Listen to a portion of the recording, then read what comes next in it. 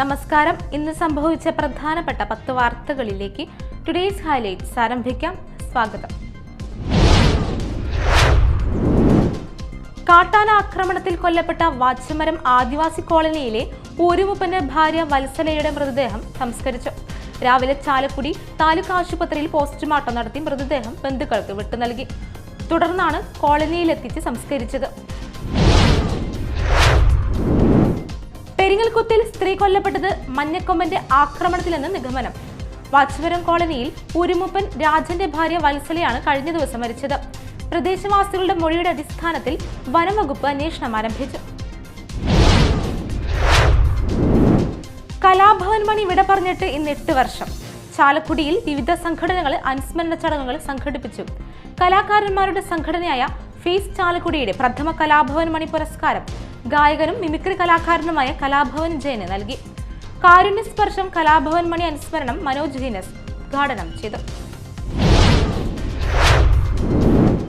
ചാലക്കുടി കുന്നിശ്ശേരി കുടുംബ ട്രസ്റ്റ്, പുരോഗമന കലാസാഹിത്യ സംഘം, പട്ടികജാതി ക്ഷേമ സമിതി എന്നിവയുടെ നേതൃത്വത്തിൽ കലാഭവൻ മണിയുടെ 8ാം ചരമവാർഷികത്തോടനുബന്ധിച്ച് അനുസ്മരണ സമ്മേളനം നടത്തി.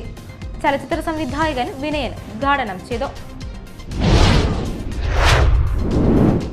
അതിരപ്പള്ളിയിൽ കാട്ടാന ആക്രമണത്തിൽ ആദിവാസി സ്ത്രീ കൊല്ലപ്പെട്ട സംഭവത്തിൽ പ്രതിഷേധിച്ച് ഇന്ന് അതിരപ്പള്ളി പഞ്ചായത്തിൽ UDF കരിദിനമായി ആചരിച്ചു.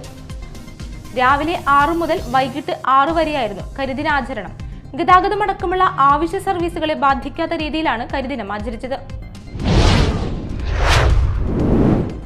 കൊടുങ്ങല്ലൂർ ശ്രീകുരുമ്പ ഭഗവതി ക്ഷേത്രത്തിലെ മീനഭരണി ആഘോഷത്തിന്റെ ഭാഗമായുള്ള ക്ഷേത്ര പുറമ്പോക്ക് ലേലം 33,33,333 രൂപ റെക്കോർഡ് നിരക്കിൽ ഉറപ്പിച്ചു. ഓപ്പൺ ലേലത്തിന് ശേഷം ടെൻഡർ തുറന്നപ്പോഴാണ് 33,33,333 രൂപയ്ക്ക് ലേലം ഉറപ്പിച്ചത്. സംസ്ഥാനത്ത് ഇന്നും നാളെയും ഉയർന്ന താപനില മുന്നറിയിപ്പ്. ജാഗ്രതയുടെ ഭാഗമായി 8 ജില്ലകളിൽ കേന്ദ്ര കാലാവസ്ഥാ വകുപ്പ് യെല്ലോ അലർട്ട് പ്രഖ്യാപിച്ചു.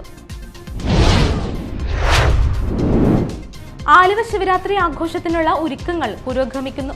വ്യാപാരമേളയ്ക്ക് ആവശ്യമായ സ്റ്റാളുകളുടെയും അമ്യൂസ്മെന്റ് പാർക്കുകളുടെയും നിർമ്മാണങ്ങളാണ് ദ്രുതഗതിയിൽ പുരോഗമിച്ചുകൊണ്ടിരിക്കുന്നത്. ശിവരാത്രി ആഘോഷങ്ങളുടെ പ്രധാന ആകർഷണമാണ് വ്യാപാരോത്സവം.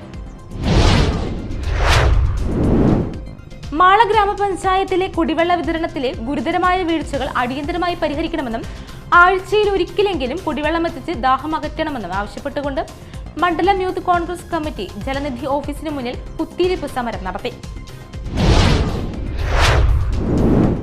സ്വർണ്ണവില വീണ്ടും റെക്കോർഡിട്ടു. ഇന്നലത്തെ റെക്കോർഡ് വിലയെയാണ് ഇന്ന് മറികടന്നത്. ഇന്ന് 1 പവന് 200 രൂപയാണ് വർദ്ധിച്ചത്. വിപണിയിൽ 1 പവൻ സ്വർണത്തിന്റെ വില 47,760 രൂപയാണ്.